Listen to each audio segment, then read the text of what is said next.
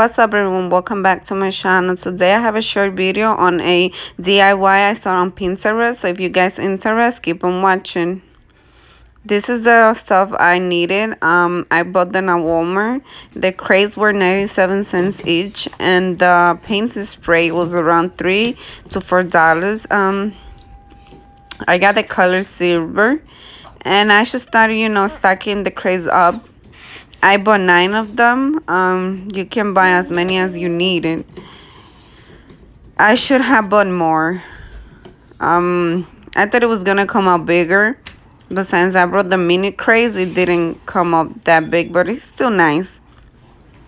I use these little things to stick them all together because they come up apart really easily.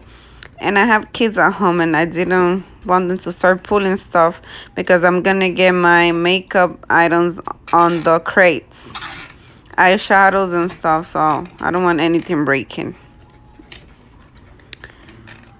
This is the final look before painting it. The silver spray I was talking about, and this is done. After paint. And then I'm gonna show you guys how I put my makeup stuff in it. This is the final look. Hope you enjoy.